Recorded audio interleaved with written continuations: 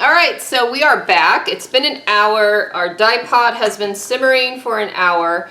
Before we get to the next step, just two housekeeping things. So first one is, while our dye pots have been simmering, I did have the back door open a little bit and I ran the ventilation hood on my stove because I'm just trying to pull those fumes out of the area. Again, these aren't toxic, but you never know when people may react differently to them. And you're smelling that, inhaling that smell of the dye pot source. So you want to make sure you just have some ventilation going on. Yeah. Then also, the next thing is gloves. Absolutely, and I learned this from experience. The first time I did this, I'm like, I don't need gloves because I don't wear gloves a lot.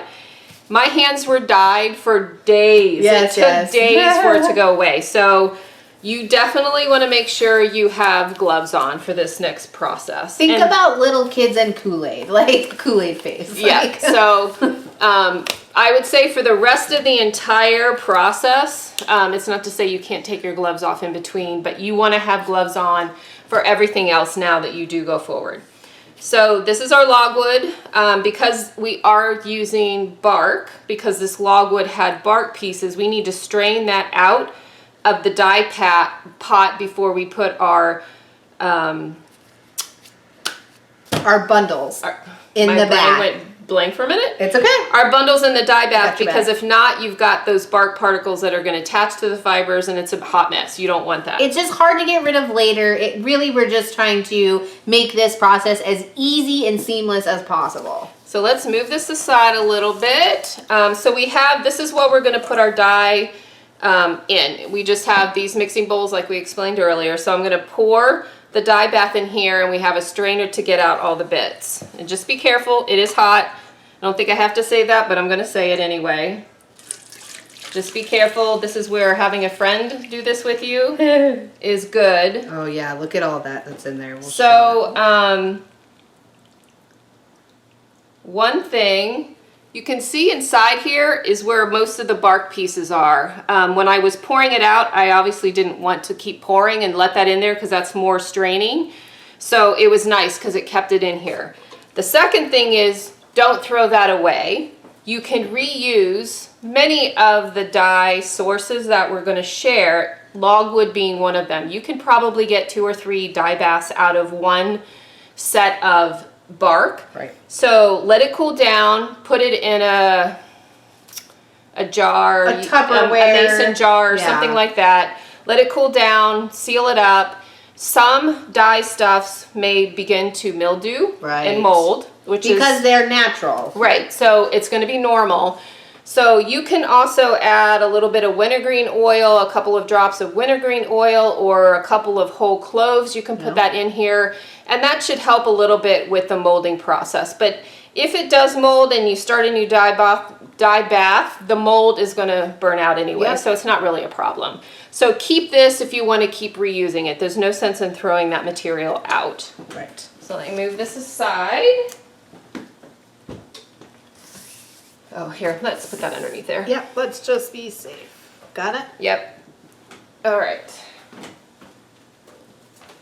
So I'll let you...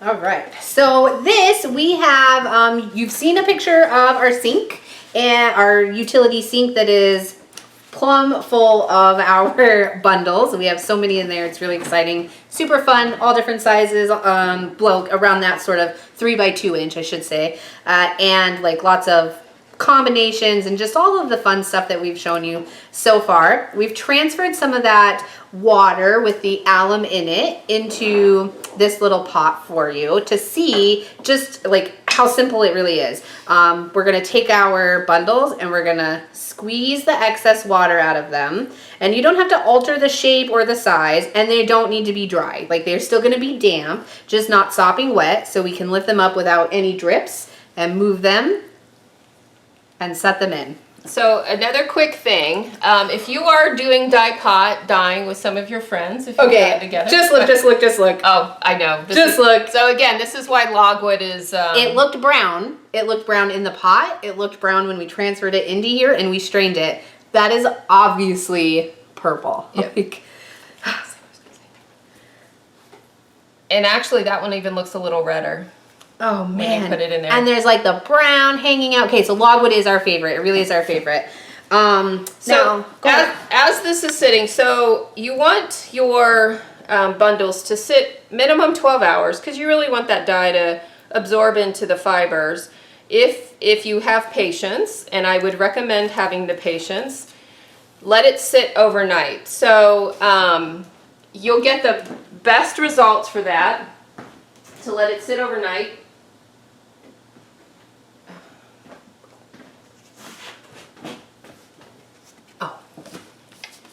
The other thing that's really fun to do with your dye pot baths is to take watercolor paper that you may have cut, and I do this a lot because I like to have papers available for books that I'm making, and just lay them on the side. You might have to clip them so they don't go completely down, and I'll get clips later. But you can already see the intense color. The other thing that you'll notice, especially about logwood, is when you do this, as the color gets pulled up into the paper, the color may actually change with the dye bath. So I like to submerge them halfway in so you get an awesome gradient of color, but experiment with that with your watercolor papers.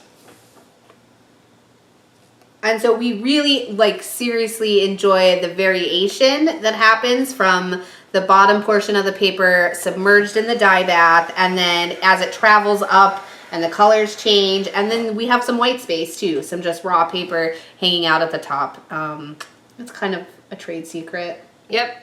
So we're gonna let this sit overnight, and we're gonna clip these to the side so they don't fall in, so we have something awesome to show you.